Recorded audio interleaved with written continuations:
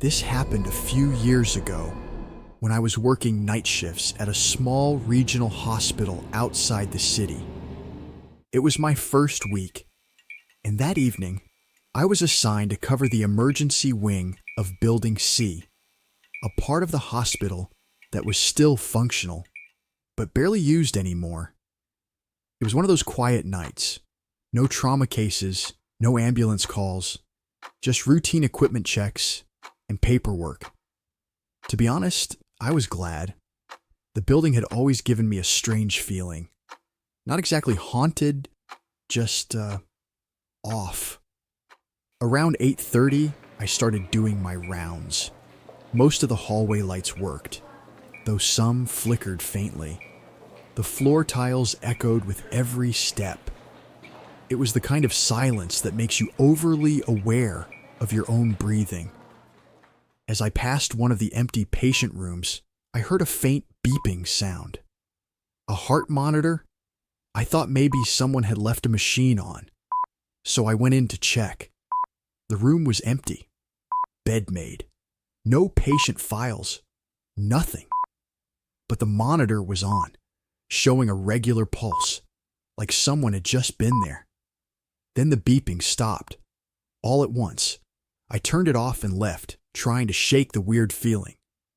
A few minutes later, while checking the supply room, I heard soft footsteps behind me, like someone had just walked past.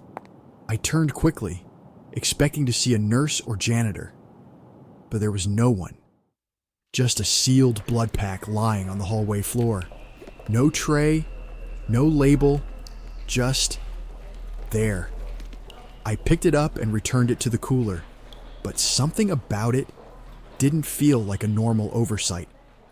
Around 10:30, the hallway lights on the 5th floor began to dim. I walked toward the nurse's break room, and I swear I heard someone crying inside. It was faint, barely audible. But when I opened the door, there was no one, just an empty chair and an old bulletin board full of faded memos. I turned to leave, and the door behind me slammed shut on its own. Then, the lights went out completely. My flashlight wasn't working, so I used my phone. I stepped into the hallway, trying not to panic. That's when I saw her, a woman in a pale nurse's uniform, walking slowly across the hallway entrance. She didn't look at me. I couldn't see her face. She just walked by. When I reached the corner, the hallway was empty again. I made it back to the main station just before 11. I told one of the older staff what I had seen. He paused for a moment, then said, "That ward's been closed since the fire in 2018. It hasn't had power or patience since." I didn't know what to say.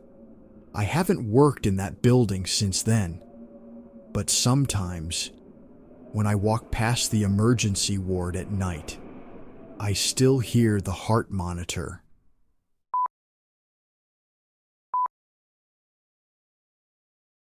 This happened a few years ago when I was working as a nutrition specialist at a large government hospital. I had just been promoted to a management position and was given a new desk, but the chair they gave me was ancient, worn out, unstable, and it finally gave way after only a few weeks. So I asked my supervisor if I could get a replacement. She sighed and said it might take a while. Typical government red tape. But then she paused, looked at me, and said something I didn't expect. "Why don't you just grab one from the 20th floor? No one uses that floor anymore." That caught me off guard. I asked her if that was okay, if the furniture there wasn't assigned to someone. She just smiled. "It's fine. That floor's been abandoned for years." That didn't sit right with me. This hospital was overcrowded. We were literally planning an expansion wing because of patient overflow. So why would an entire floor be left unused, I asked again. she just shrugged. Not enough staff to cover every floor. We had to consolidate. Something about it still felt off, but I didn't push it. To get there, I had to take the elevator up to the 21st floor and walk down the fire escape. The elevator doesn't stop on 20 anymore. The button's still there, but it's locked. The official reason? So patients don't accidentally press it and get confused or scared, which made no sense. Still, I went. As I reached the stairwell door to the 20th floor, something shifted. The air felt denser, heavier, and my skin started to prickle.